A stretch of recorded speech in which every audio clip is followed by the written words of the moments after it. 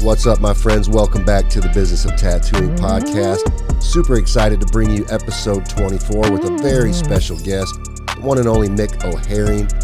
Mick is the current president of the Alliance of Professional Tattooists.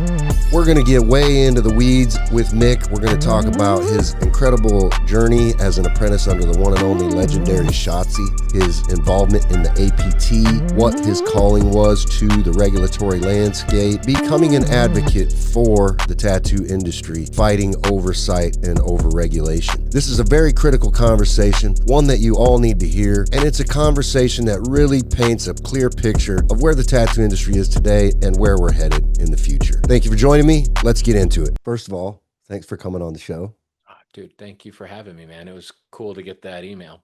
Well, I've been looking forward to this episode probably a lot, actually, because Really? yeah, well, what better person to have? I talk about the APT on pretty much every episode that I do. I'm really trying to spread awareness and get the word out there and let tattoo artists know, because surprisingly, a lot of tattoo artists that I talk to, especially younger tattoo artists, are not familiar with the APT at all. Like, they don't even know that we exist. And, Right. even I got brought into the APT basically through Ben Shaw. I mean, he's the one that kind of recruited me to the to the effort, and ever since then, I've really been trying to be a strong advocate and really spread awareness and just get more tattoo artists, get those membership numbers up. Yeah. So it's a little bit alarming to me when I talk to some artists and they're like, "What's the APT?" And I'm like, "What do you mean you don't know what the APT is?" I mean, that's a little bit concerning to me. So that's why I was really looking forward to getting you on here, because I did want to get into it with you a little bit about I know you're the president. You just took over as the president recently. So I do want to talk about that and kind of, if you've got it figured out yet, maybe you don't, but hopefully somewhat you've got a battle plan laid out a little bit in regards to how to increase membership and get awareness out there. And so I did want to talk to you about that a little bit. But before we get into all that, you've got quite the legacy in the industry. You worked with Shotzi, and I want to talk about that a little bit, and Yeah. just get your lineage kind of put out there for people that don't know who you are, and we'll start there. I think that's where I always like to start the podcast. Just kind of get to know you a little bit and your involvement in the industry, how long you've been here, and just kind of what your roots look like. Yeah.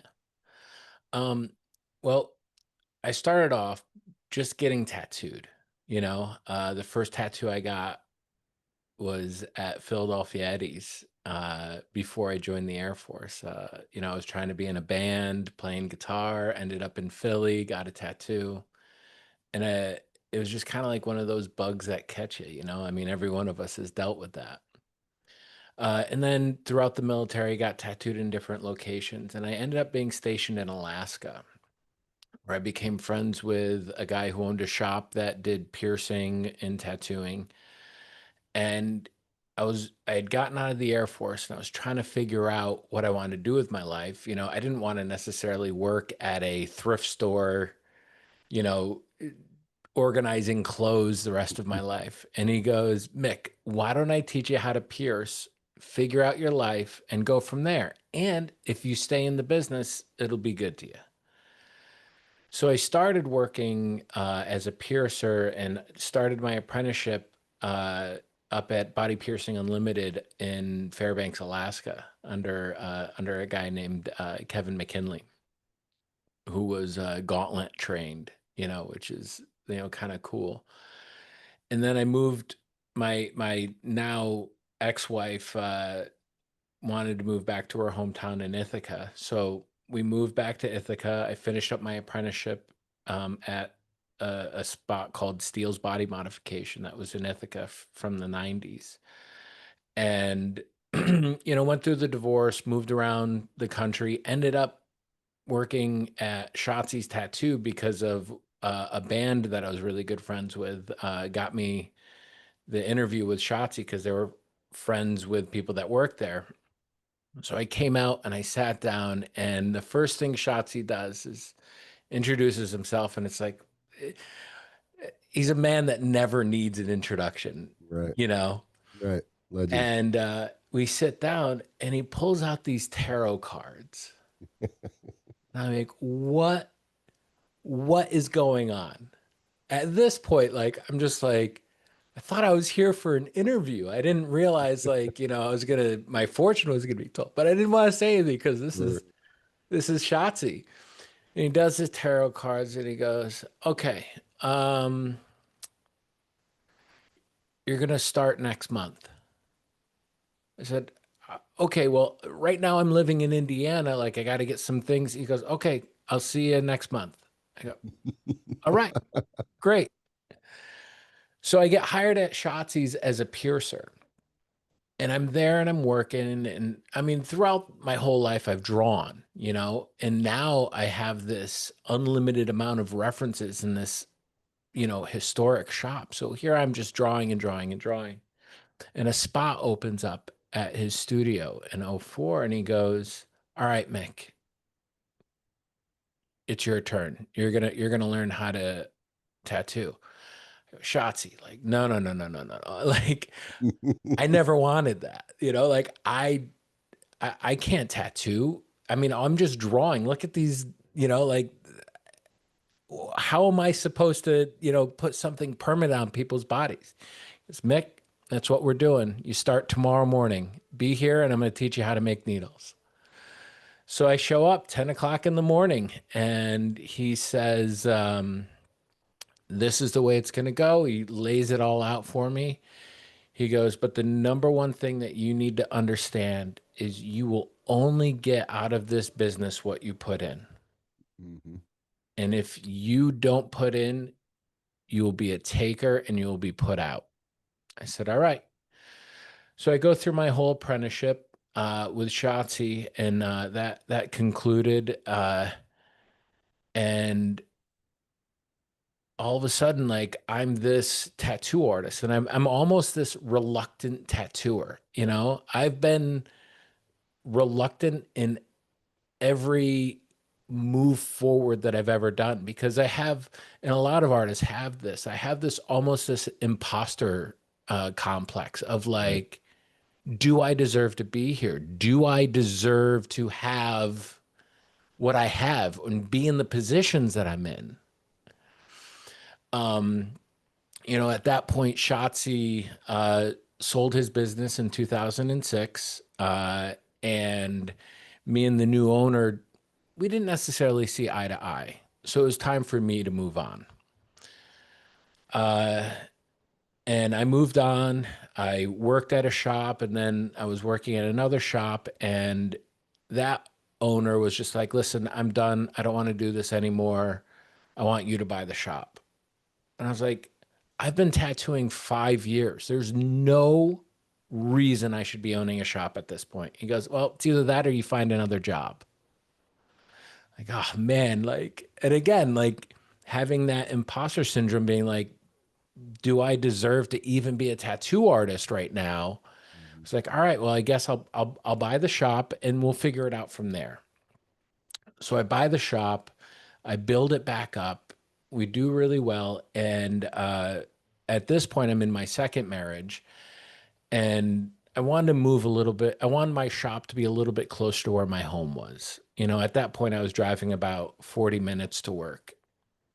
And I just wanted to get out of like the urban area of New Jersey. At that point, I was in, you know, uh, it was Guttenberg, New Jersey, which is right outside of North Bergen, but right next to in between the George Washington Bridge and the Lincoln Tunnel. And I just wanted to slow down a little bit. So I opened up a shop up in New York State called Revolution Tattoo Company and started building that up in 2011. And, we're doing good. We're having a lot of fun. And then all of a sudden, I was at a convention and I get a phone call from a friend of mine that says, what is going on in your district in New York?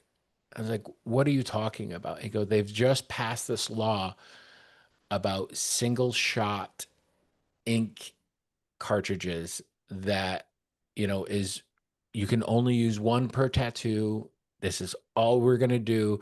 They've already made it law. Cuomo has already signed it. I said, okay, I'm going to be back on Tuesday and we'll get this figured out. So I get back on Tuesday. I call a few people. I call the office because the person from the senator from my district was the one that put in the law and was the co-signer on it. And so I call his office and I say, hey, I don't understand what's going on. I don't understand why this is a need, but I'd like to sit down and talk to you about it. And, that heavy metal punk rock kind of kid in the back of my mind started chirping. And I'm like, you know what? I'm not going to be the only one talking to him because we're a community here. So he agreed to come to my studio. And I then called everyone I knew in New York State and ink manufacturers that I knew. And I said, be at my shop at 10 o'clock in the morning. I can't remember exactly what day it was, but I had 100 people show up to my shop and greet the senator from New York. And we had a conversation, and we had a great conversation and he listened. And then we did that again in at a Cliff's Tattoo in Center Reach, New York. And then, there's this girl, Bridget, who really pushed the online aspect of things. This is really when the online ideas were getting, the online forums, and it was just really exploding at that point. And she really pushed the topic all across New York. And I spent pretty much all of the rest of 2014 and then all of 2015 working on this. And within 8 months, we had it not only repealed, but also taken from the hands of the legislative branch and put into the regulatory branch within the New York City or the New York State Health Department. Wow. And so the whole ink shot thing was killed, and we're able to continue doing what we're doing. So from there, I worked with another an amazing woman, Pat Sinatra. She's been tattooing for a long time, and even worked with Shotzi for a long time with his old magazine called The Tattoo Advocate, Mm-hmm. which is ironic in its own right, Uh, and she said, listen, we have the APT. I was like, yeah, I've heard of the APT. She goes, I want you to join. I said, okay, well, and at this point, because of what was going on and how long I was always out of the house and stuff, my second marriage had kind of fallen apart. Sure. So I was like, I've got to figure this out. And then when it's time, I'll come to the APT. And so, I ended up joining the APT, but not becoming a board member. And then in, what was it, 21, after everything happened with the pandemic and we were all starting to come back, I had applied to be on the board, uh, and, was accepted onto the board, at the same point, the owner of Shotzi's that I didn't get along with, who fired me back in, you know, 2007, came to me and said, I want to get out of the business. You're the only one that I think should have Shotzi's name. I want to sell you Shotzi's. Uh, and so I had a conversation with my, at that point, girlfriend, now soon to be ex-wife. Uh, see, that's the one thing that I've noticed in my tattoo career is that I become an advocate for tattooing, and I lose a significant other over it. Priorities, man. I know. Except for the woman that I'm with now, man. She's really supported me on this. But anyway, I talked to her about it. We put the money together and we buy Shotzi's. Okay. Um, and it was this amazing homecoming walking into, the old shop and just being like, holy smokes, like this is where my tattooing career began. This was the legacy that I always wanted. Um, and I ended up being Shotzi's last apprentice, Right. and for me to be able to carry on the torch was amazing. Shotzi and the guy that he ended up selling it to originally, they didn't get along. They had a rough patch. So when I took it over, the first thing that when it was even proposed to me was I called Shotzi. I said, Shotzi, I have an opportunity to buy the shop. And he goes, you're the only one that deserves it. And like it really hit me hard, to Yeah, I bet. have, that man look at me, and I looked him as like as a father figure. Yeah. And for him to say like you are the only one that deserves it, made me feel like okay, I'm doing the right thing.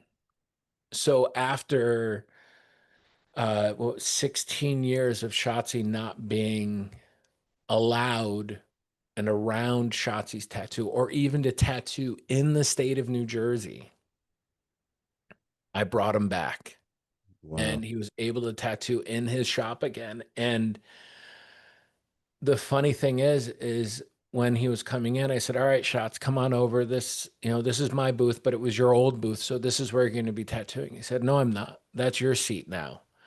And it's like, even now, like it kind of like gets me because to be given that respect and that love from a man that brought me in. He Right. goes, I'm going to go sit in the back in the guest spot, which was my old station when he taught me how to tattoo.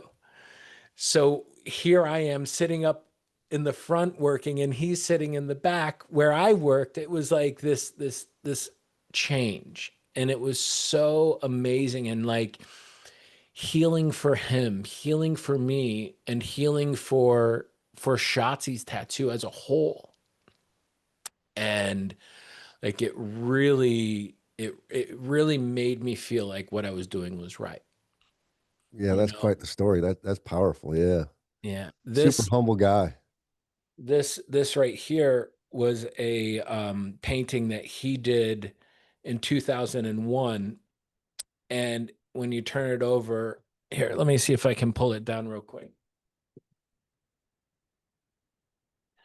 On the back, it says, congrats on your rise. Much respect and love, Shotzi 2022. That's super cool. And this is something that had hung in his office the whole time. And he painted this back in 2001. So, Wow.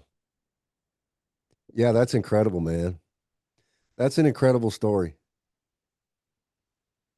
and then here I am, still the reluctant tattooer of Shotzi's. And, you know, a- after I took over Shotzi's, I'd become the vice president of the APT.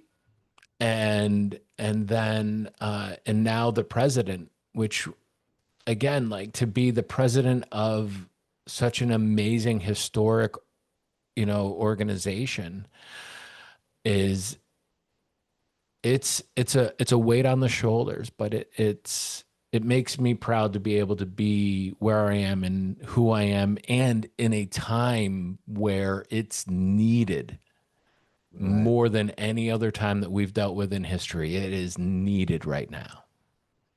Yeah, I tell you, man, that story, man, that just really that's emotional. You can feel the power there. That's crazy. Thanks for sharing all that. Like that was deep. Um, and I'm sure really like deep for you just to reflect on that. That's really powerful. That opens a lot of questions. I don't know if I want to ask a lot of questions about all that right now, but definitely at some point in time I want to connect with you on some more of that. But one question is like, how much had changed in the shop since, Shotzi sold it to the other guy and you were gone, and then when you came back, was it still pretty much the same as when you left, or did it change a lot, or what was the vibe like? It was a very different shop. the guy who bought it, and I don't want to put anybody down, but he was more business oriented than he was tattooer. Mhm. So when I got there, all of the flash was off the walls. The flash racks were down. There was pictures of, magazine articles or pictures of paintings, but not tattooy paintings, like things that didn't make sense to me to be in a tattoo shop. And I also noticed that it was more of, I say this kind of tongue in cheek, but it was more of like the inmates running the asylum. Sure. And so when I came on and came back, the first thing I did was I closed for a weekend.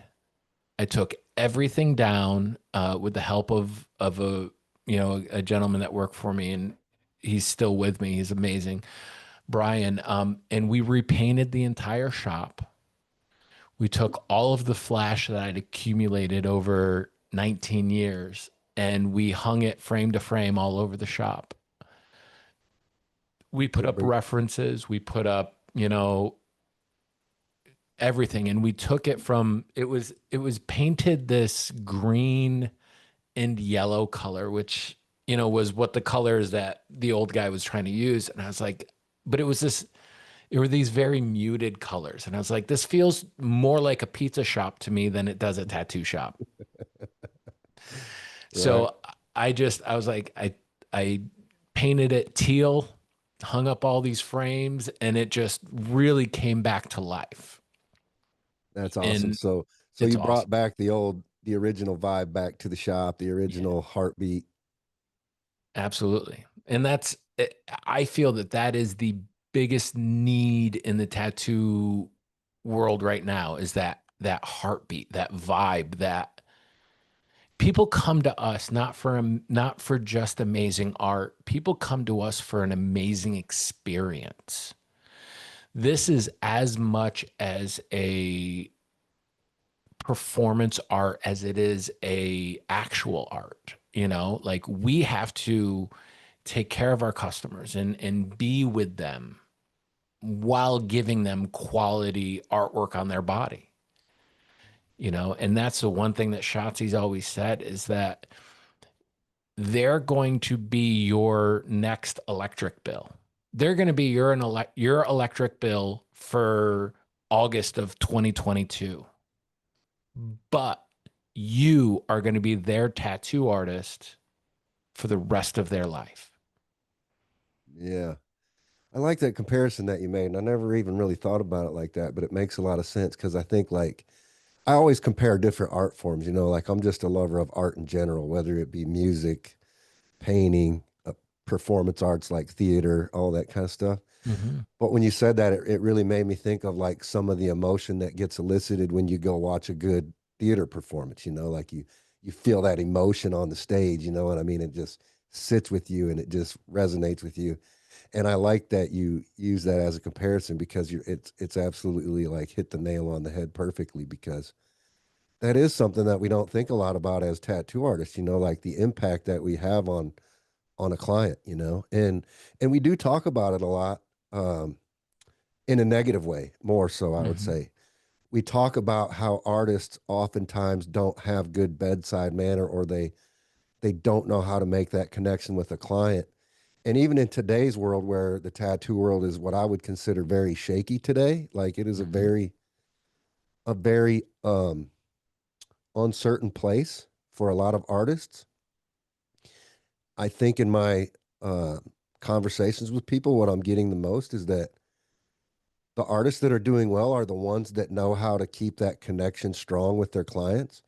The ones that aren't doing good are the ones that don't know how to do that, that are just looking at a client like my next paycheck. You know what I mean? And they're not Right. focusing on that client connection. So thank you for making that. Uh, Thank you for making that reference because I think that resonates really well with what we're seeing today in the industry. Yeah. I had that very instance happen this weekend. I was walking around the Ren Fair with my girlfriend, and we stopped to do axe throwing out of anything. And this guy walks up to me and goes, "Oh, it's good to see you." I was like, "Yeah, good to see you too, man." And he goes, "You've been walking by. Like, I thought it was time that you came and threw axes." I was like, "Actually, this is the first time I've walked by." He goes, "Well, then how do I know you?" I go, "How do you know me?" I go, "I tattooed you back in 2021 on your shoulder in Pearl River, New York." He goes, "Oh my God." You know what I mean? And like he took my number and everything. And but to him, he was like, he knew who I was. He couldn't complete because I mean, I wasn't in a tattoo shop, like I'm the tattoo guy. I Right. shouldn't be walking around a Ren Fair in Sparta, New Jersey. But he's like, I gotta come to you. I saw that you opened up, down in Tenafly now. Like, I want to come down and see you. And I was like, yeah. And he goes, and how do you remember me? I was like, it was impressed upon me very early on that you need to be as important to me as I am to you. Yeah, I that's crazy because I have a hard time remembering people like after long periods of time myself, and a lot of times though I think it's just more age related now than anything Mhm. else, it's where my long-term memory is not quite as great as it used to be. So like but I get that because you're right. When you're outside of your element, when you're outside of your normal habitat and you see someone outside of that element, you're like, wait a minute, where do I know that person from? Oh, but for you to remember that, that's 100%. So has the guy come back and gotten tattooed, or is he going to set up something now? He texted me yesterday and was like, "Hey, like I really want to come in." I was like, "All right, get through the Ren Fair because you're going to be outside. You're going to be dirty. It's going to be hot. Like we'll talk. We'll talk after September." He goes, "All right, great." So he's already texting me ideas and stuff. So it's really cool, and just to be a human for people to see us as humans outside of the shop is Yeah, so important. yeah, We are tattoo guys, but I was walking around with my girlfriend and my two kids, and then he's like seeing me be a dad. He's seeing me throw axes and, like it really jazzed them up about it. yeah, yeah. That's cool. So what did you do with the old shop? So when, after I'd taken it over, the landlord had changed and the new landlord wanted to raise my rent from what was at that point $4,000 a month to $8,000 a month because he saw me doing well. Hmm. Uh, and I said, "Listen, that's just not feasible. That is not something that is conducive to not only the shop but just tattooing in general. We can't pay those kind of rents." So what I did was I went into a private studio for a little bit and just to kind of clear my head after we had to move out because that was a very quick turnaround. Like he kind of came to me and was just like, "Get out by the end of the month, or you know, or pay me what I'm asking." Right. So I went into a private studio for a little bit, reopened here in Tenafly this past May, and everybody that worked for me at the old shop came back. Um, so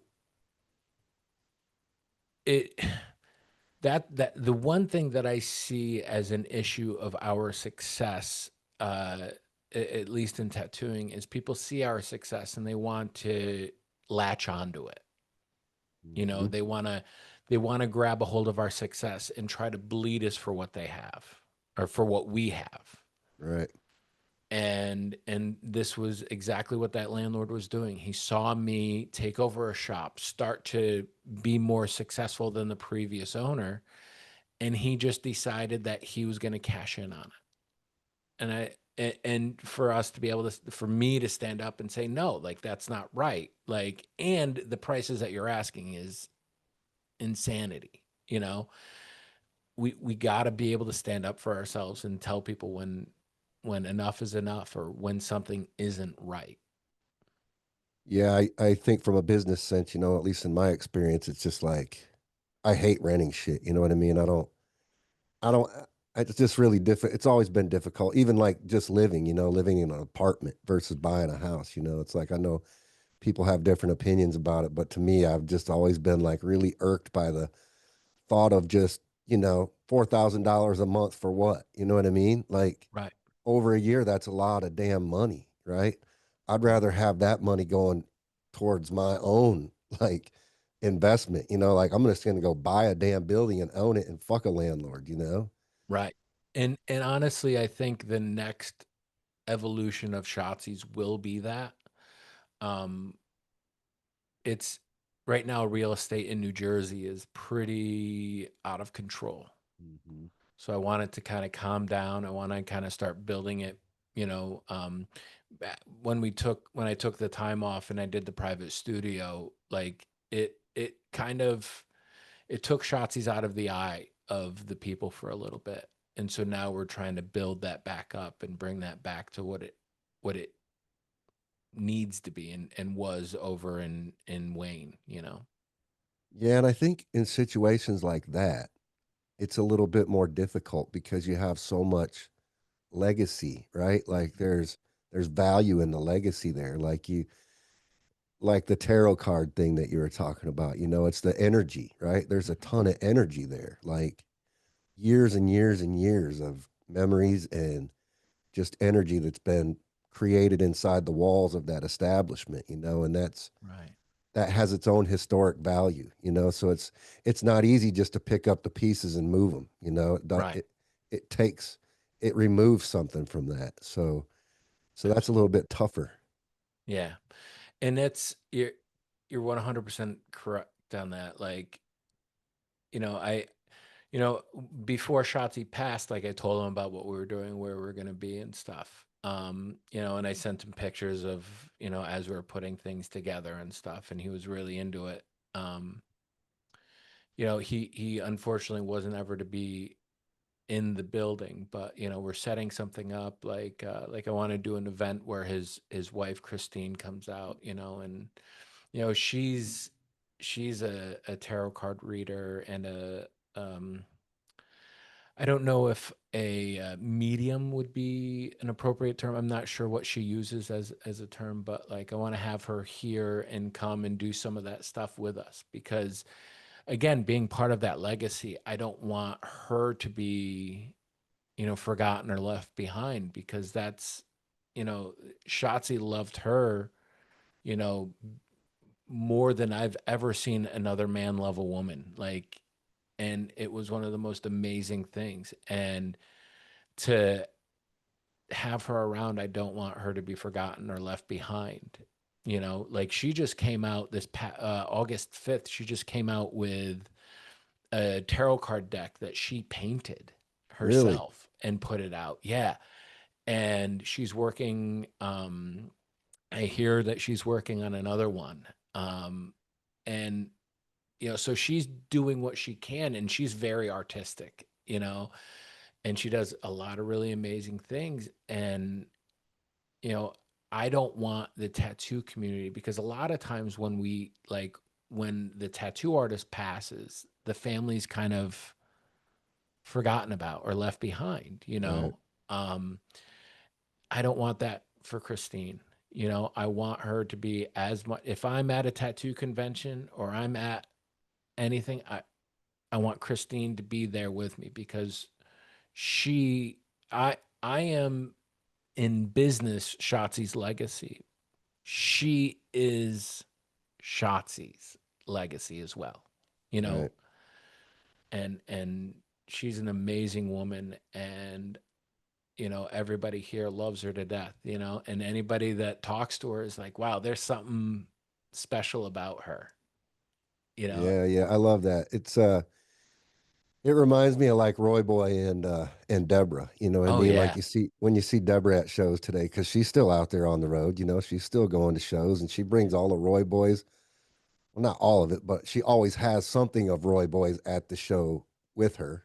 She's always working to keep his legacy Yeah. alive. She still has the shop. Hmm.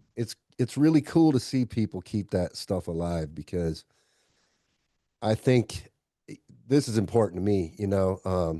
as a 30-year veteran in the industry now, like more and more I feel like we're just really losing that history, like we're losing sight of that. And the generation of artists that are coming in now don't seem to really care as much about that. They're not Right. coming up through traditional apprenticeships anymore. They're not doing like what you did, where you came up under the wing of someone that was very well respected in the industry and that was very much a huge part of the industry.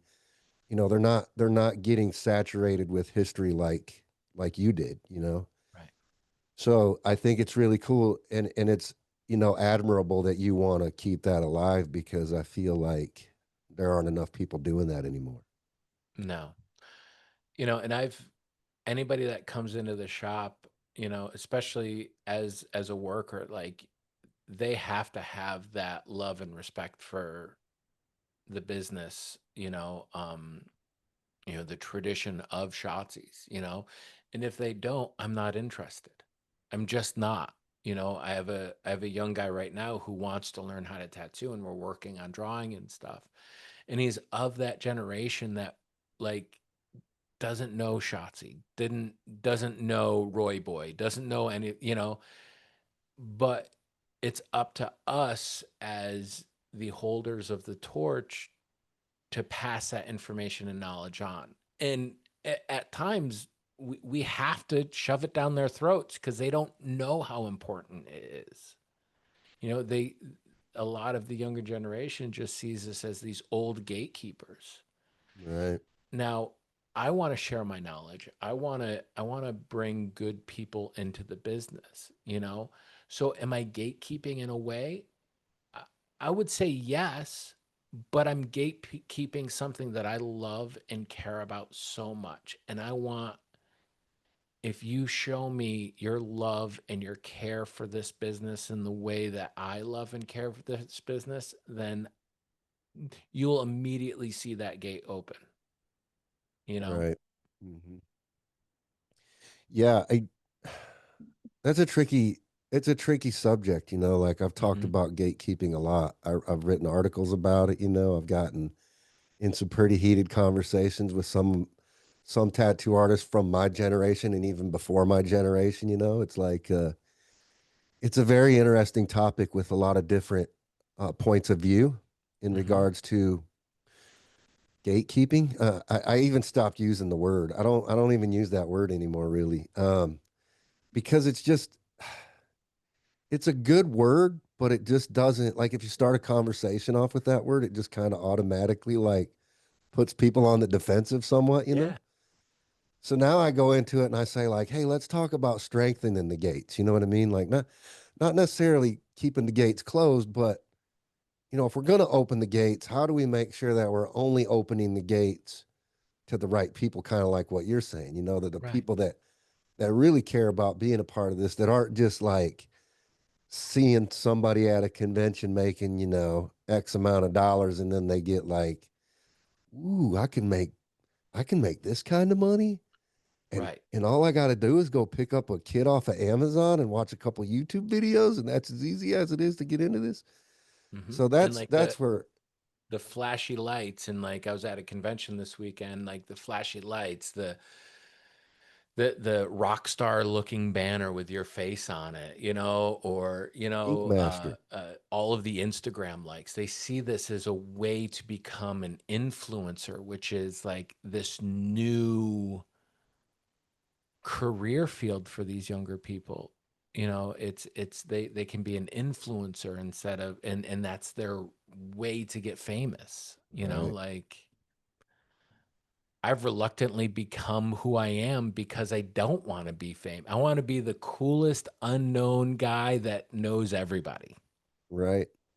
So that's like the perfect segue into talking about the APT and talking about kind of where we're at today in the industry, and why we're looking down the barrel of a regulation um, shotgun, so to speak, Yeah. right? Like, because mainstream media, social media, television shows really catapulted the tattoo industry into a whole different stratosphere. Really really shined a new spotlight, took us into a multi-billion-dollar a year demographic, and it really shined a spotlight on us to people that weren't ever paying attention to us before. And so now, I know, because we're dealing with this stuff every day, that we're really faced with a lot of challenges in the space today. We're faced with uncertainty in how the industry is going to look in the next 5 years. We don't know. Are we going to have to be doctors in 5 years? Are we going to have medical staff in our tattoo shops? What kind of stuff are we looking at, and how can we make sure that we're protecting our craft and ensuring that we're not going to be faced with all these crazy things like single use ink, like Mhm.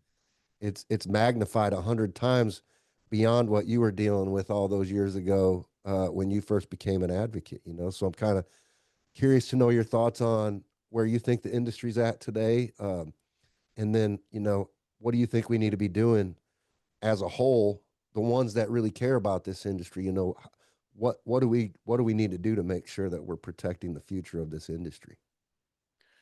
Yeah, that is the $1 million question, you know. Um, the way that the tattoo industry, and I use industry not in a way of the manufacturers, the practitioners, and all of the support around that is the industry, right? There's all these branches. It's like if you look at the United States government, we're split up into, the executive, the judicial, and the congressional branches, right?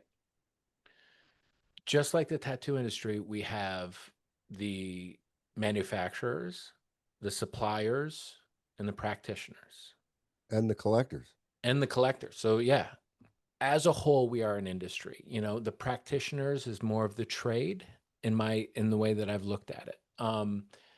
Right now, what's being picked on right now is in my opinion, is the manufacturers. To make appropriately safe, and what the government's trying to do is completely regulate everything down to the every nut and bolt, which isn't possible in my opinion. They're going to do the absolute best that they can, but you can't regulate every piece that is in tattooing, or in manufacturing, because things change. You know, things change when it's you know in a bottle for X amount of time, or you know heat, too much, or heat is put on things, if things are cross contaminated, or and the important part that I think needs to be looked at, and which is being overlooked right now, is safety substantiation and safety instruction. That is what needs to be done. Making sure that we are all doing things in an aseptic way, in a way that is, going to keep our supplies and our, clientele safe. Public health, is the big thing. Um, and there's a lot of people that are doing things the right way. I see a lot of manufacturers, like yourself including, like taking a really big stand for what you're doing, and how you're doing it. Now, I do wear two hats in the regulatory side of things. I am, obviously the president of the Alliance for Professional Tattooists, but I'm also a chairperson of the Association for Food and Drug Officials, which is also known as AFTO. Uh, and you know, it's a body art product committee that's trying to what me and a few of the people that are the other chairs and the people, most of the people on this committee are trying to do is trying to, you know, have safe products, but also not over-regulate things to the point that it puts us into this frenzy of almost like the sky is falling. You know, the sky's not falling. People have been getting tattooed with ink and pigment for, you know, thousands and thousands of years. You know, it's like the old saying, you know, the first the first profession was prostitution, but we're pretty sure that she had a tattoo on her, you know? Yeah.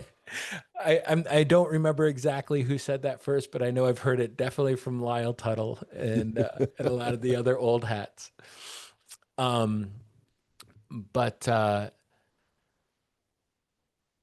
we're all okay, you know, and the ink and pigment and such that's in us isn't it has been tested over all of these years, and now because the government sees one thing or another, or they see uh, counterfeit products coming in because of people cashing in on the, you know, the proverbial cash cow of the tattoo industry, getting manufactured in other places and shipped in under less quality. Like now all of a sudden we're being looked at. We're the ones doing the thing. We're the ones doing things right, you Right. know? And the people who always get punished are the people who are doing things right, because the people who aren't doing things right don't care enough to abide by the rules and regulations to do things right. Thank you for tuning in to this week's episode of The Business of Tattooing. Now, let's talk some real business. You're already using Electrum products. You're already tagging Electrum products because you love Electrum products. But why aren't you getting paid for using and tagging Electrum products? Well, I'll tell you why. It's because you haven't signed up to Electrum Insiders yet. But now you can, and it's real easy.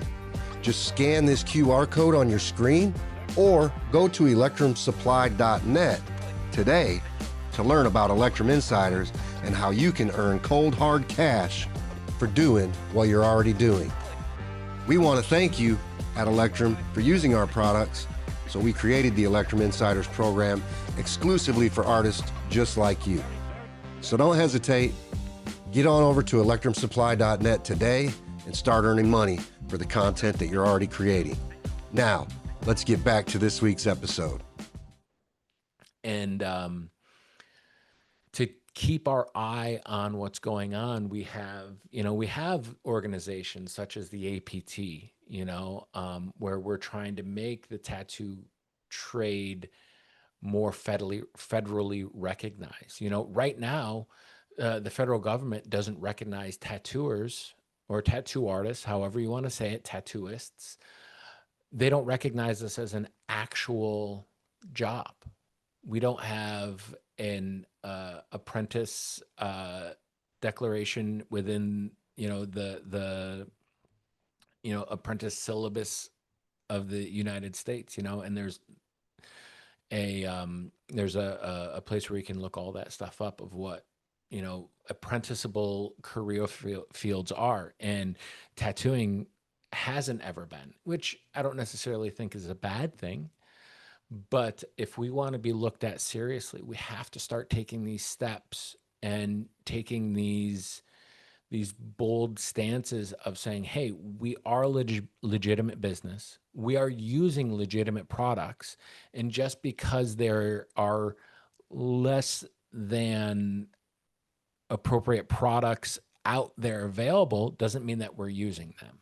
you know uh you know I've seen counterfeit products from out of the major like ink suppliers. I've seen counterfeit products come from everybody, not from them, but mimicking them. Right, right. And they're the ones causing the problems. The selling of this equipment on eBay or on Amazon that's readily available to the public. Now, why can someone go out and buy a tattoo machine, but they can't go out and just purchase a a, a medical facility? We need to be able to, protect our craft and protect our equipment and our intellectual property, and starting with the advocacy and starting and standing up for ourselves and saying, hey, this is what we should be concentrating on, and this is what will come out of that concentration. And things like the APT, things like where me and the other co-chairs are trying to nudge AFTO in, and some other industry specific organizations that could be coming about. Yeah, yeah. Yeah, well, I mean, we've already talked about the stuff that Sean Brown and I are doing. I mean, that cat's out of the bag. We could talk Yeah. about that if you want to Okay. get into that. But I think it's interesting. This is a time for education, more importantly to me than anything, right? This isn't Mhm. about sky is falling. This is just an opportunity to educate people because I've been a manufacturer now for, 13 years, so I've learned a lot in 13 years in regards to product manufacturing, and I've seen a lot in the way that other people, well, let me scale that back. I've seen a lot in the way there's so much variation in the manufacturing process between people in the space. When I went to the AFTO meeting in Dallas, it really resonated with me when they were talking about how AFTO came to be, right? Because it all started with this mislabeling on food products, like things in the product that weren't listed on the label, or people not being transparent about what's in a product, or how a product's manufactured. And that was really what it was all about: consumer safety, right? That's what spearheaded that whole initiative. And that really resonated to me because I'm like, I've always been an advocate for safe manufacturing. Like, I've always wanted to make sure that I'm making products in the safest way possible because I realize when I stick a product that I manufacture into your hand as an artist, there's a liability that you assume by using that product. There's a liability that you assume by putting that product or using that product on your client. And it's my duty as the manufacturer to make sure that I'm handing you a product that isn't going to put you or your client at risk. Right. And so that's really where that's really what lit my passion for the whole thing, right? Because I saw a lot of products out there that didn't care about that kind of stuff. Like, this is a problem. Like, this is a problem for me as an artist because I also wear two hats. I'm not just a manufacturer, I'm also an artist that's using products on people. So I have to think about that from both perspectives. It's not just about, oh, let's manufacture something new today and boop, here you go, start selling it. It's not that easy. It just Right. doesn't work like that. We can talk about inks because I think that's a really key thing to focus on because you said it. People been getting tattooed for years and years and years, and there's no problem. But there is a problem if it's not manufactured right. And this is where the education part comes into play. Right. Because where the problem lies is with microbial contaminants, where products have water in them. Water breeds bacteria if you're not handling it right, if you're not storing it right, if you are exposing it to different things. I mean, just put a drop of water in a glass and stick it up on your windowsill for 2 weeks and come back and watch what's growing in the thing. Exactly. It's a perfect science experiment to show you what can go wrong. Water is a problem if you're not treating it properly. And that's what people need to understand. You can look at ingredient labels across, pick up 10 products on your tattoo station right now, and I guarantee you they all have water in them, probably. You know what I mean? So from a manufacturing standpoint, and what the AFDO is doing right now, is really focusing on that safety substantiation and making sure, like, because I'm on the AFDO calls too. We spent a couple Mhm. weeks just analyzing water and Yeah. what kind of water are manufacturers using? Are you using stuff out of the sink? Are you using filtered water? Are you using reverse RO water? Are you, what kind of water are you using? And further, what process does it go through after it makes it into your product? How do you ensure that you're not going to grow microbials in there? Right. So, so I think that's where artists really need to focus on is not the products themselves being the problem, but the process that the products are manufactured under.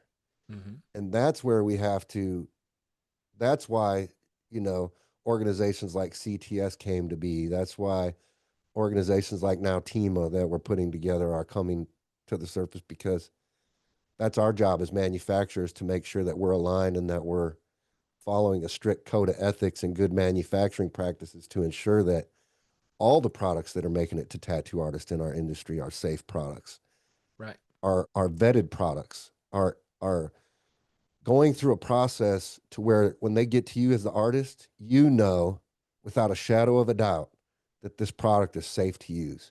Here's Right. all the documentation. Here's, like what you said earlier, we need to have education on how to properly use these products, how to properly store these products, you know, and that's a big gap in the industry, I feel like, still. Absolutely. And it's it's making sure that also that when we're going through these processes and creating this understanding, at least in a regulatory aspect, that it's us as the practitioners, us as the manufacturers that are being taken seriously. And it's not people that are going to be, making money off from inspecting us, or putting more regulation in. Like, we need to be taken more seriously than these people who are just feeding off our businesses, you know. And that's one of the things that I've been seeing a lot in the regulatory stuff, especially within like these larger governments, is that there's these special interests where a company or a group of companies will be making money off from like these inspections, or don't fully understand these processes, or don't even care to, creating these regulations for people like yourselves and you know yourself, myself, and making these regulations where they don't even understand what we're doing. They don't care what we're doing. They just care about creating regulations for them to make more money, Mhm. where we're actually caring for, and they hide it under the guise of public health and safety. You know, as a practitioner, as a manufacturer, we care more about public safety than anyone ever will. Because how are we going to tattoo dead people? Right. We're not. If we get people sick, we lose our customer base. Yeah, at the end of the day, it's our ass on the line. Exactly. And they're going to, put their handouts to make sure that we're inspected, or we're, um, licensed properly, which, okay, I get it. But we want to make sure that our clients are safe. We want to make sure that our clients are happy. We care about our clientele and our customer base, and they care about making money.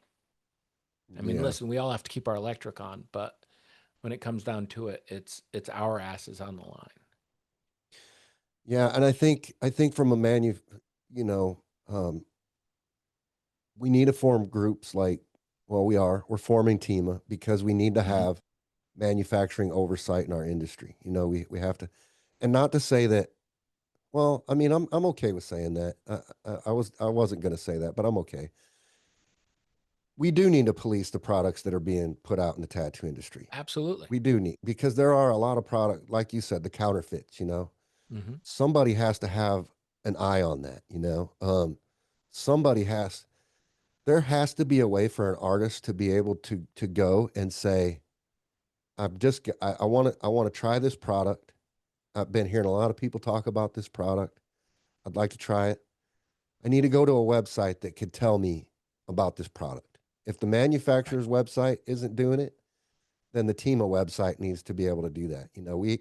Or Inktegrity, or however that rolls out. But we need manufacturers to come to us, be part of our group, and be able to to be proud, to wave that flag and say, hey, look, I'm going through the right steps. I'm in the industry. I'm my product has been verified safe for use in this space. And we just know, we need to prove to the government that we can police that stuff on our own. We don't need Right. them to come in and say, yeah, go ahead. In so many other industries are doing that. It's called peer review. Before anything gets published on any topic, things are peer reviewed, in, medical journals, in, I mean, other than, most US media, like things have to be peer reviewed, and an idea such as TEMA or integrity, like this is the way for manufacturers to be peer reviewed and allowed to be verified by their by their peers, that it's the absolute best thing and the best way we can go about it, and to have you know the government back us up on that would be huge. And that's why we've policed ourselves for years, before tattooing became the multi-billion-dollar industry that it is. Like, we policed ourselves, uh, and as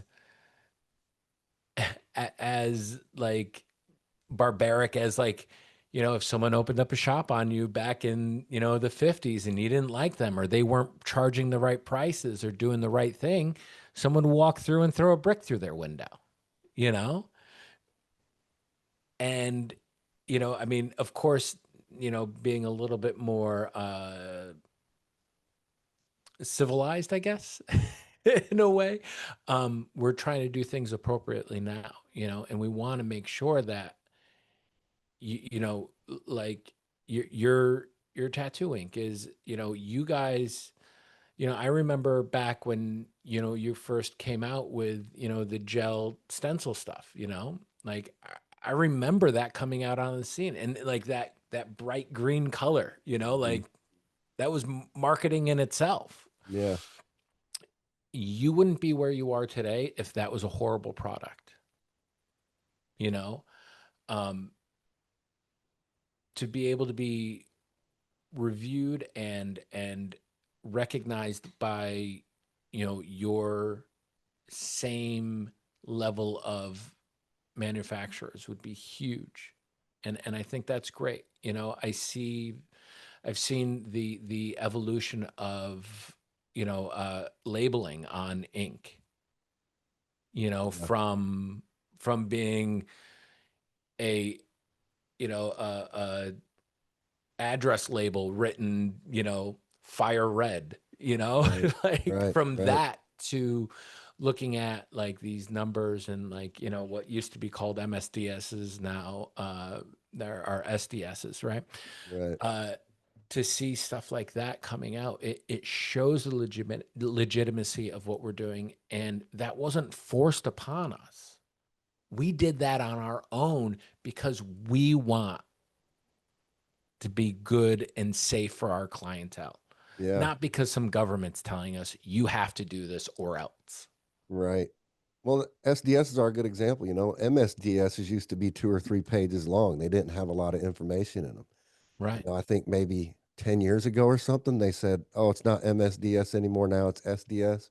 Oh, and by the way, now they're 16 pages long and they need to have all this different information in them. And it's crazy because Sean and I were having this conversation. Sean Brown and I were having this conversation a couple weeks ago about SDS sheets. And Sean was saying, the only thing that you technically have to list on an SDS sheet are ingredients that are potentially problematic in the product, that somebody could have a reaction to.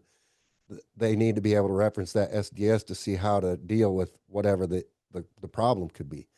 And I Mhm. said, well, I don't want to just have that information on my SDS. I want everything on my SDS. I want I want every ingredient on my SDS. I want you to know completely everything you need to know about that product on that SDS, whether it needs to be there or not. I want full transparency.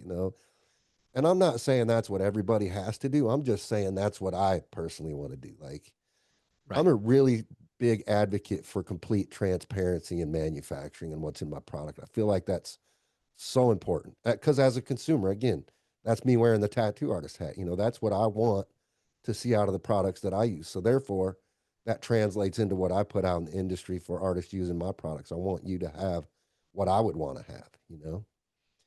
But Right. another interesting thing is that, you know, if I wasn't doing what I was doing right now, I'd probably want to be a lawyer. But you know why I'm not a lawyer?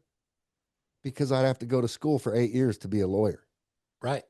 I can't just be a lawyer. I can't just go buy a law degree off online for $40 and be in a courtroom tomorrow practicing law. It just doesn't work like that. And that's what I mean when I say strengthening the gates. And that's from point of entry for the practitioner, point of entry for the manufacturer. Across the board, the gates have to be strengthened, you know. Mhm. You can't you shouldn't just be able to. I mean, dude, one thing that really fucking pisses me bad is like I go on TikTok and I see these tattoo artists promoting 10, 12, 18% lidocaine products. I'm like, this should not even be a thing. Like, this should not even be a thing. Like, I should not be seeing this. No one No. should be seeing this. You know, and that's No. what I mean. Like, you have to be able to put a stop in the road. There needs to be a block in the road that prevents that from ever making it that far. Like, it should never get there. Right. Yeah. And the people wanting the freedom of information, like there is a point where it's like all of the good information that gets put out, there's more, double, triple, quadruple amount of bad information put out, you know, and for people to be able to weed through this information, like, okay, yeah, this 10, 15, 20% lidocaine, okay, do you feel the tattoo? All right, you don't. But what happens to its healing? What are you also putting into your body? How are you going about this? You know, that's why the transparency and how is it going to interact with the other products that you're using? You know, we as practitioners need to understand that. And if you're going to buy a machine off Amazon and start tattooing your buddy in your house tomorrow, you're not going to have that information, you know? And that's where, like, you know, the APT is trying to do things like, you know, the PDTT, the prevention of disease transmission, um, is like it's trying to help you understand like different ideas and different things of like, you know, cross contamination, what this does or what this does, how to recognize what's going on, you know. After 2 years ago, we were in Hampton, Virginia, and you know, Selena, who you had on the other week, she's also my vice president. She's an amazing, amazing person. Uh, Gave a talk about, you know, numbing agent and allergic reactions to it, you know, and how to recognize it and see what's going on. And, you know, I've never been a big, you know, advocate for, you know, using a numbing cream. You know, I don't think that it's necessary. Um, I think your body does a lot of the natural endorphins and stuff on its own and for a reason.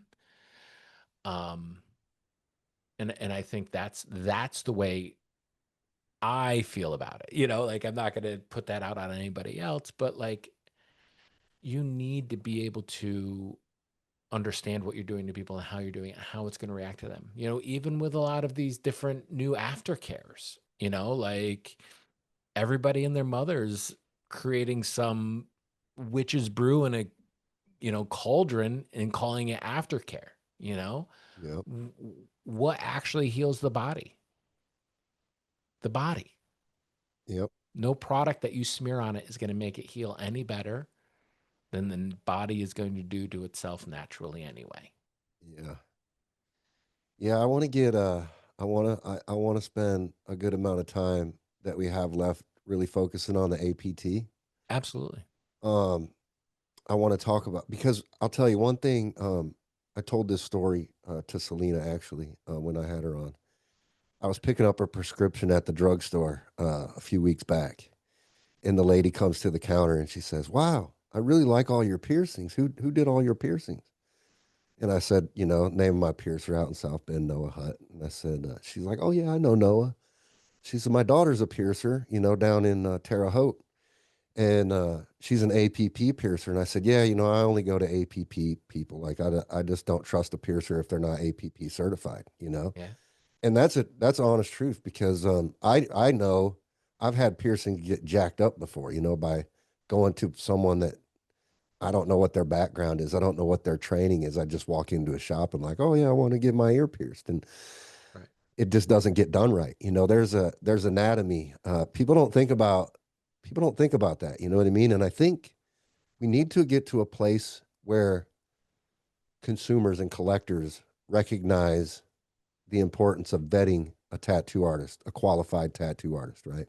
Mm-hmm. Not going to a tattoo artist that just bought a kit off of Amazon and opened up a shop in their town, and you don't know what their history is. And in my experience as a tattoo artist dealing with the public and tattoo collectors, most of them are, not to sound disrespectful at all, but a lot of people are not educated in how to properly pick a tattoo artist. They just are very spur of the moment, and they'll go get a tattoo from whoever, Mm-hmm. and they don't understand the risks and possible future regrets that come along with making a spur of the moment decision like that. Right. This is why I'm grateful for organizations like the APT, because it's my hope that at some point in time, tattoo collectors have that same mindset that I have when I go get pierced. Like, I only want to go get tattooed by an APT certified tattoo artist. You know, Right. do you see that uh, as being a realistic thing in the future? I definitely think that in the future, it's definitely a realistic thing. But again, we have to get, you know, tattooers also on board with this idea. A lot of us tattooers are, we are those people of, we don't like to be told what to do. We don't like to, we've always gone against the grain, and now when there's an organization that's saying, "Hey, you can be against the grain, but let's have these guidelines." Um, Sometimes there's a visceral reaction to that. And I've lost some friendships, some very close friendships over my involvement with the APT. But we do have to come to some sort of idea and some sort of organization that can allow us to, and it's again, it's almost like that peer review. Um, we have to come to a consensus that, like, hey, this is what's safe, this is what's okay. I don't want to, I'll never get into a conversation unless I'm asked about the artistry aspect of this. I could draw a skull that looks like it would be like cartoony. You could draw a skull that would be very realistic. They're both skulls, they're both the way that we see skulls, but they're different artistry. Now, how we apply those images to the body and how we interact and treat the customer and the quality of the ingredients and products that we use, that's what I'm interested. That education, that health idea is what I'm interested in, you know not not the design. I'm very, very much interested in what is very tangible. Yeah, it goes back to the reference that I made about, if I could be a lawyer, I'd be a lawyer, but I'm not, because I have to go to school for 8 years to do that, right? I don't Yeah. want to do that. I don't want to spend 8 years trying to learn that. No. But when I reflect on tattoo entry, the point of entry to be a tattoo artist, there is no there is no formalized education plan, right? You Right. have tattoo schools out there that are in many cases run by people that aren't even tattoo artists. You have people that have just finished up an apprenticeship 6 months ago taking on an apprentice. Hmm. Like they haven't even been tattooing long enough to know everything there is to know about tattooing to even be teaching somebody else how to tattoo. Right. That's what I say when I reference strengthening the gates, and I think, at least in my mind, I hope that's what the APT is eventually able to do. And I know that you guys are working on like some sort of a formal. uh One thing that I hear a lot of artists say, yeah, we want to talk about that. So one thing that we hear a lot of artists say is this market is too oversaturated, right? Like Hmm. there's too many trash artists in here, and I agree with that. It's a harsh way to put it, but there are a lot of people in here not learning the trade properly. And Correct. there are a lot of people that want to learn the trade properly. They just don't have the right point of entry. They don't have someone that can give them an apprenticeship. They've tried to get an apprenticeship. They've been told no. They get turned away. There's nobody that has time to spend with them. So, what do we do for those people that really actually care about the craft, want to learn how to do things the right way, but they don't have anyone to teach them? That's where the APT comes in. Absolutely. And that's where, I mean, I just showed like we do have an apprenticeship syllabus, but to be able to have and to train with that syllabus, we've developed, but we're right now peer reviewing our mastery tattoo program, so that way, just like any other union would be set up, we have the apprenticeship, we have the journeyman, and then we have the master tattooers, journeymen, though I'm not saying that they can't understand and teach people appropriately, but we want the best of the best to teach, not necessarily, the people who are just doing it as a trade, and there's nothing wrong with those journeymen. There's nothing wrong with people being journeymen for their whole career. Instead of creating, journeyman apprentices, I want to take the masters to teach the apprentices and allow them to kind of develop, it's that pyramid, like I want the elite to teach everybody, and for them to be able to have the time and the energy to do so. We would like to create a area where there's the ability to do so, and the point of entry. I would love to see the APT as a point of entry for that. Um, is that going to happen in my 2 years as president? I don't know, probably not. But I am working very hard with, we have an education committee. I'm working very hard with the education committee, and Kate, who is our chair for the education committee, is doing amazing work. She and the education committee came up with this apprentice syllabus, and revised it from, time and time again. Uh, and right now they're also working on the mastery program, and we have, the first iteration of our mastery test, that's been sent out to the board to take a look at, and there's a lot of work that's going on behind the scenes. And I understand that a lot of APT members don't necessarily see all of the day-to-day work, but we as the board are spending, you know, all day and night working on this stuff, as well as trying to run our own businesses, as well as trying to be family men and women, family people. And, you know, so much time and energy has been put into it. And that's where, this October, we're having our in-person meeting at the New Orleans Tattoo Convention, October 10th through the 12th. And we have our in-person meeting Saturday morning. Uh, that is where you can either log on to our Zoom, or you can come in person and be a part of it and see what we're doing and ask us questions. Like as a board, like I know it can be kind of, intimidating, but when it comes down to it, I'm a tattooer. If you want to come up and chat with me, come up and chat with me. I'm here to talk to. That's why I took the presidency. My accessibility is open. My phone is always on. You can call my shop, you can call my cell, you can call my business cell. I don't care. If you have a question and you need some help, let me know. And some of the bigger names, like I've been working, um, Big Jazz, he was on one of the TV shows, reach out to me. He's working on some stuff that he wants to do. And, like I ran into him in the convention. He's like, "Oh man, I'm so glad to see you here." And we talked for a little bit and, we're working on things. Being an accessible board is so important.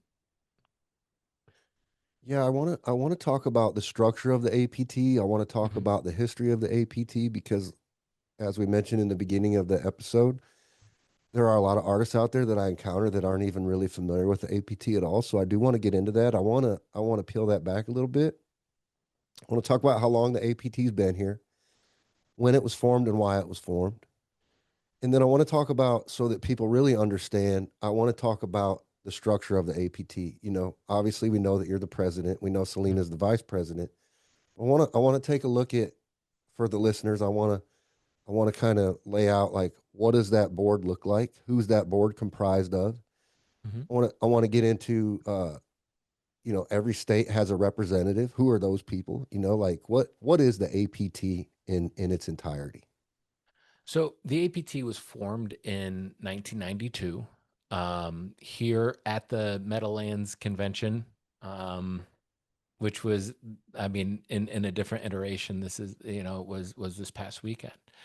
Um, and it was composed because we had noticed that, not we, I wasn't a part of this at this point, but it was noticed that there was no advocacy for tattooing. There was no, I mean, there was the NTA, the National Tattoo Association, but that was more of people like getting together socially, but there was no one to try to help us protect ourselves. Um, and so it was created, and bylaws were written. We were formed as, we got our nonprofit status, and we've obviously continued, and then there's been definitely points of, like, lower points of the APT of where like membership had dropped, or there we weren't sure how the leadership would be continued. You know, one of our founding members just recently passed, Dennis Dwyer. But even before that, Mike was a president of the APT for, I think, 10 years, because nobody else would want to step up and do it. He held the torch, you know. And I feel very lucky in my participation in the APT because I came in the resurgence of it. Um, and part of that resurgence of the APT was definitely people like Ben Shaw. When the MOCRA first kind of came out, Ben was doing what I was doing with New York, but on a federal level, and just getting people to know and understand what was going on. And he brought a lot of tattooers, to the idea of there being an alliance for us, by us. And like, we've had a huge resurgence in membership again, and it's so important because it's what allows us to, you know, do research, put things out. We've worked on a paper, and we're getting the paper peer reviewed and worked on now, which talks about you know the application of tattooing. I can't reveal too much about it until it's actually published. Yeah.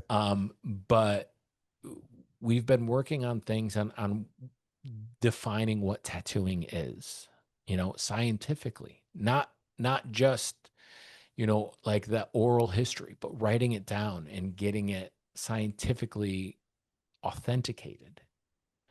Um, and that's what the APT is doing for the practitioners in the industry as a whole, because no one else has been doing it, and if we allow the government to do what they want to do, then they're going to just create laws like standing at a Keurig machine saying, "Oh man, it would be cool if tattoos were this way."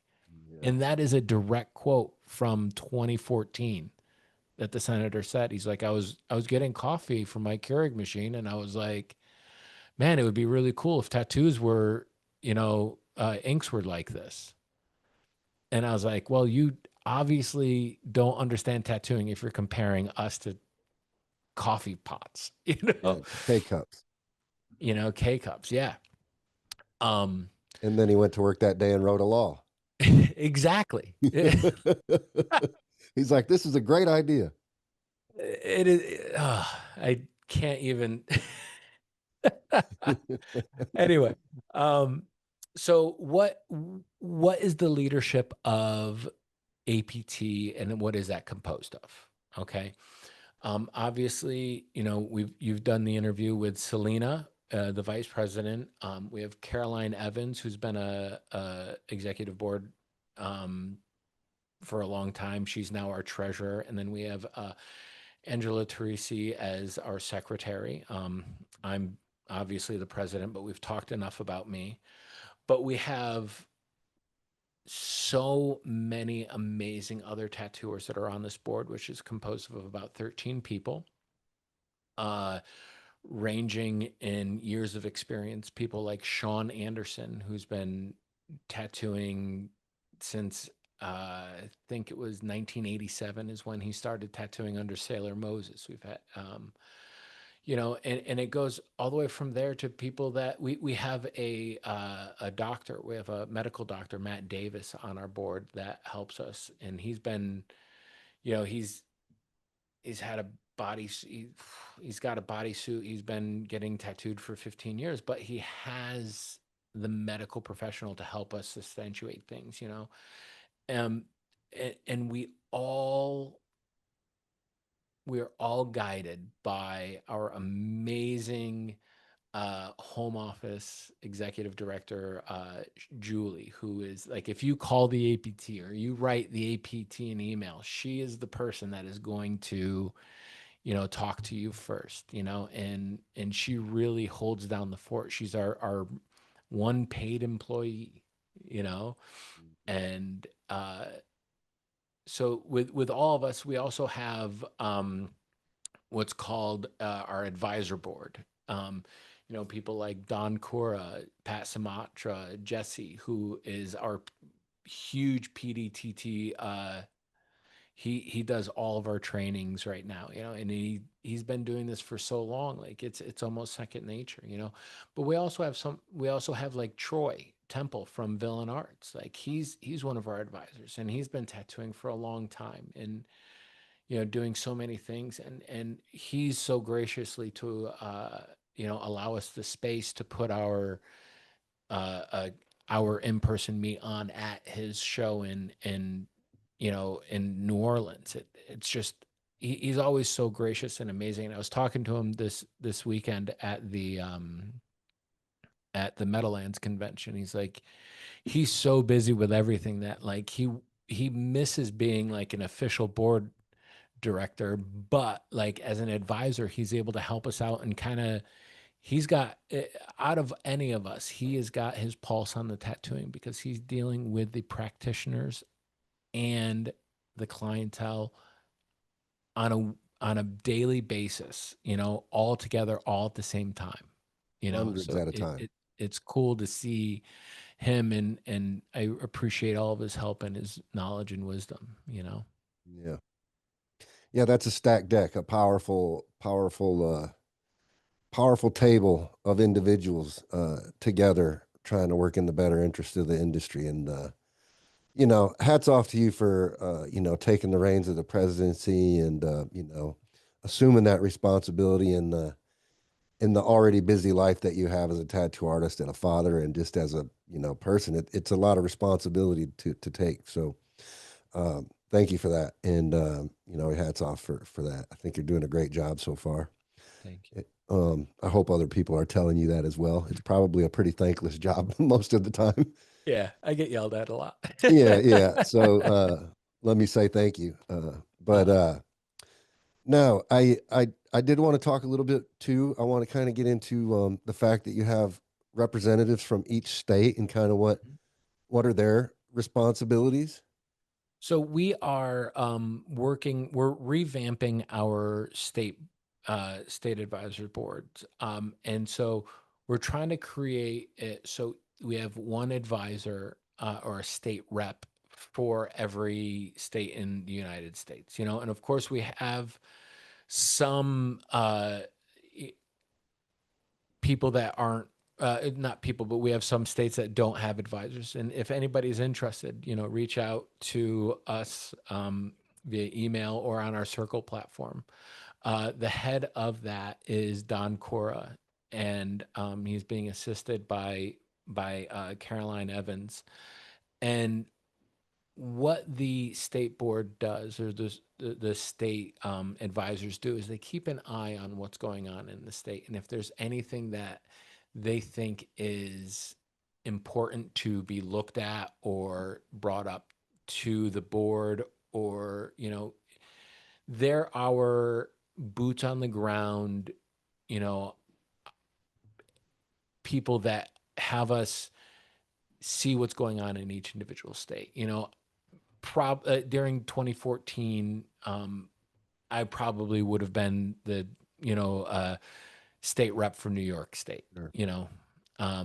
But we just need people to keep an eye on, like legislation or things that need assistance in each individual state. And they meet monthly, and it's through our Circle platform. Yeah, it's good. I've gotten pretty involved in things since becoming a member of the APT. So obviously I know the inner workings of all of that a little bit, but I think it's important because just kind of paint the picture of what the APT looks like for people that aren't familiar. Mhm. And also to note, you just said a couple times now that you're going to be having a in-person event at the Villain Art Show in New Orleans next month. Mhm. Any artist or person that's interested in learning more about the APT and you're going to be at that show, encourage you to seek out. Are you going to have a public? I'm not quite familiar with what the agenda is for the weekend there. I know you said you're going to have a thing on Saturday morning. Yep. Is that open to any artist, or is that an APT member only thing, or a little bit of both? So we will have a booth there. We'll have a booth at the Villain Arts Show where you can come up and talk to us. And we'll be taking turns at the booth if you want to come and meet and chat. Please don't ask for autographs. We don't do that. No. But then Saturday morning we have our membership meeting, which is where you come and you can talk to us. But you can also sign up to be a member if you want at our booth. We'll be processing stuff like that, or if you have questions or you want to talk to about different things that are going on in your area or in your state. Um, it'll be really awesome to have that there. But I've never turned anybody away because they don't have a membership card. And if you want to come and you want to be at our membership meeting, please come and be at our membership meeting. Come see what we're doing. One thing that I've said uh, the whole time that I've been in advocacy is that I'm fighting for people whether they're a member of my community or not. I'm fighting for people whether I like you or not. I think you should have the right to tattoo safely whether you are part of my inner circle or not. And I will fight for that right until I draw my last breath. Yeah, I think you're really good at that. I think that's another important thing to point out because even from the manufacturers, this is one thing that Sean and I have made a point to focus on, particularly in the creation of TEMA and integrity, is that look, there's no face associated with this. It's like there's no emotion attached to this. It doesn't matter how I feel about a particular manufacturer or an artist. We're focused on the bigger, you know, uh, scope. We're Right. focused on the bigger picture, and that is safety, and that includes everyone, no matter what your walk is or what your belief system is, or it does. None of that even matters. So, Nope. I think that's a very important thing to note as well. It's an open door policy. If you have interest, come hear us, Please ask questions, get to know us. challenge us. Yeah, challenge I is a big want you thing. to challenge us because that's how we're all going to grow as people. Yeah, and that's it. That's why it's important to highlight that these groups are not just Mick, Mm-mm. what Mick wants to do. It's a board. It's discussions amongst numerous people in the industry, numerous experiences, numerous walks of life, all contributing and voting on things. It's not a steamroll application. It's we bring things to the table, we discuss things, we decide whether it's a good thing or if it's a bad thing, and that's how progress is made, like you said, through challenge. So Yeah. it's good to point that out as well. Even on our board meetings, I try not to vote unless there is a need for a tiebreaker Right. because it's not the will of me, it's the will of everybody else. It's the will of tattooing, A It's collective. right. It's not me. Right. So let's talk about membership a little bit, and then Okay. we can wrap up after that. But what are your what are your struggles with membership? What can we do to help bring more membership to the APT? What do you need from the tattoo community? Well, the biggest thing is to get the word out, just like any organization or any business, people need to know that it's there. Um, and it's real easy to apply. You just get onto our safe tattoos.com, or if you even just look up Alliance of Professional Tattooists online, it'll bring you right there. And you can join there. There's different levels. And there's everything from the professional tattooist, which is 3 years and above, associate tattooist, which is 3 years and below, cosmetic tattooist, and associate non-artist. And there's obviously different pay levels to there. Um, and then there's also corporate sponsors. And now, if you become a corporate sponsor, we're not saying that uh, we're we're not necessarily promoting you as that this is what APT people use, but you believe in what our ideals are.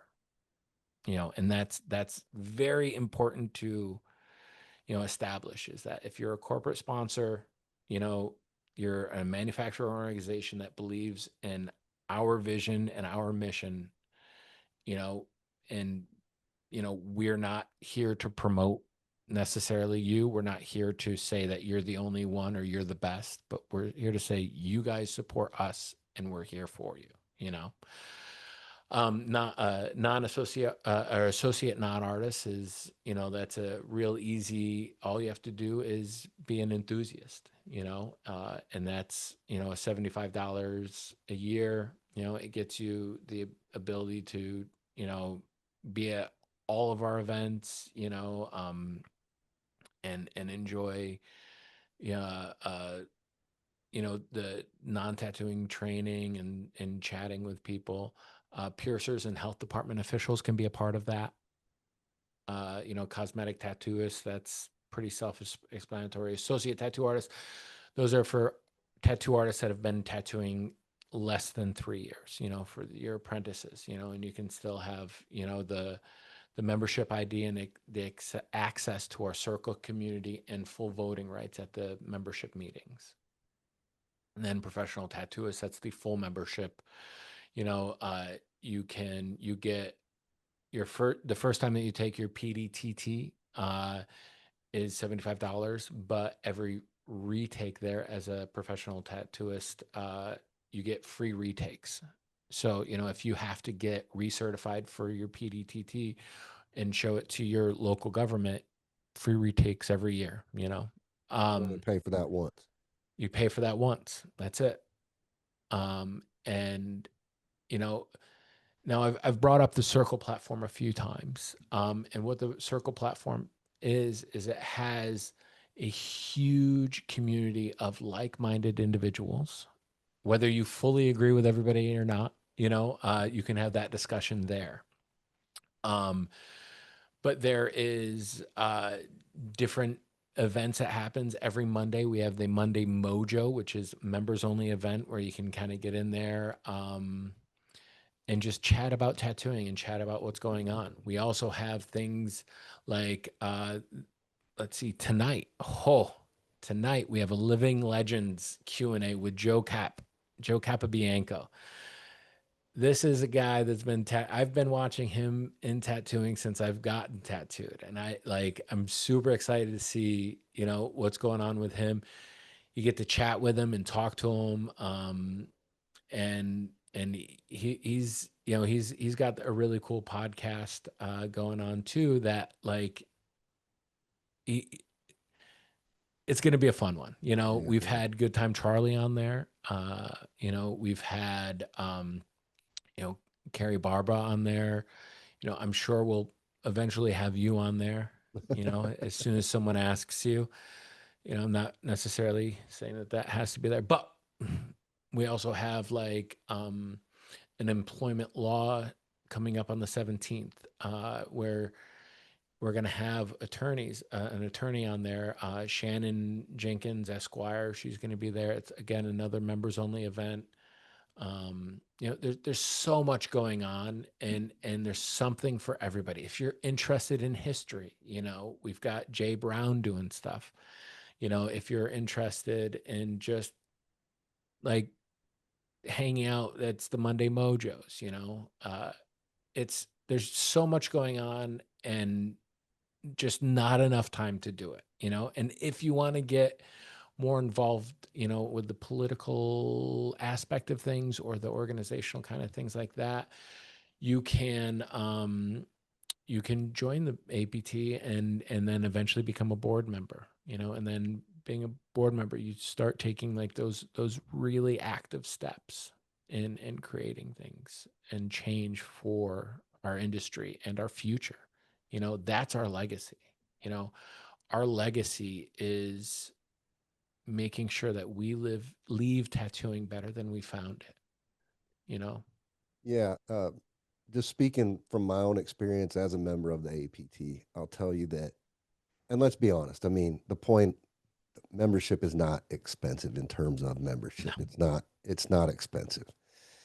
And you get a lot of benefits. I mean, even just to me, having access to the Circle platform is tremendous. I mean, excluding all the stuff that you just mentioned, even just to the point of the connections that I've been able to make through the Circle platform. I mean, I've met so many new artists through there, people that I wouldn't normally talk to in my day to day. You know what I mean? Like they're active on there. So now I'm having conversations with these people, and they're good conversations, and it's a nice breath of fresh air from platforms like Facebook or other social media platforms like that, where you have tattoo groups.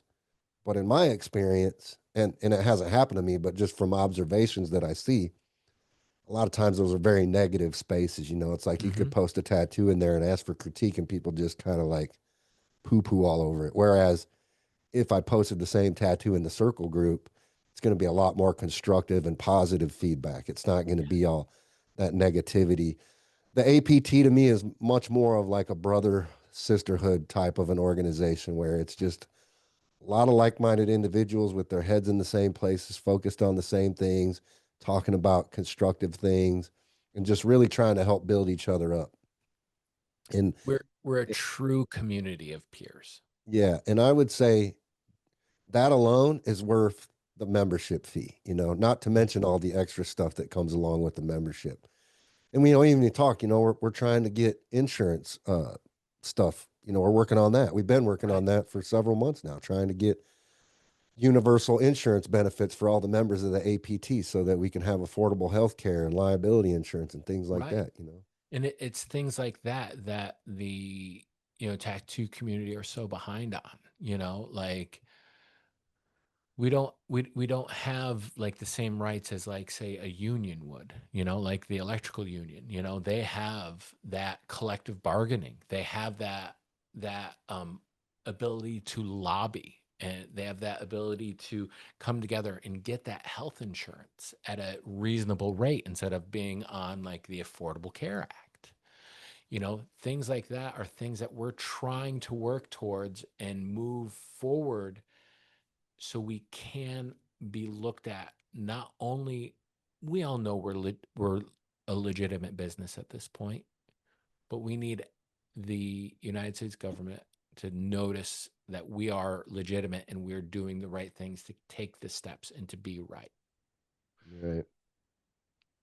Well, Mick, I want to once again thank you for all the hard work that you're putting in. It doesn't go unnoticed. I certainly recognize you and respect all the work that you're putting in, and just want to once again say thank you. And I was really looking forward to having this conversation with you today. I think we got a lot of ground covered today, and we had some good conversation, and I really appreciate you taking some time with me today out of your busy schedule to come and talk to me and get this out there for our listeners. And I hope, I know I'll see you in New Orleans here in a few weeks. I'm looking forward to that and shaking your hand, and I'm looking forward to the future and continuing to work with you to build a brighter future for tattooing. Great. Thank you so much for having me on here, Rob. Like, I was really excited about it too. And it's always that, to bring it back, it's that almost that imposter syndrome. It's like, who am I to be talking to, all these great ideas and all these huge things. But it's important for someone to be there, and for me to be able to be there and with, men and women like you and Selena and Sean Brown. It really makes me feel proud. And I know that before Shotzi passed, he said that he was proud of the work that I was doing and that we're doing together. And without all of your help, this wouldn't be possible. So thank you for having me on here and hanging out with me for a little bit. And we'll definitely grab a coffee or something down in New Orleans. Yeah, man. I look forward to seeing you. Thanks so much. Yes, thank you. Have a good day. That's a wrap for this episode of The Business of Tattooing. I appreciate you tuning in and being part of this journey to level up the industry one conversation at a time. If you found value in today's episode, do me a favor. Subscribe, leave a review, and share it with another artist who could use this knowledge. Got questions or topics you want me to cover? Hit me up on Instagram at NoFlashNinja or email me at rob@electrumsupply.com. And remember, tattooing is an art, but running a successful business is a skill. Keep pushing, keep learning, and I'll catch you next time on The Business of Tattooing.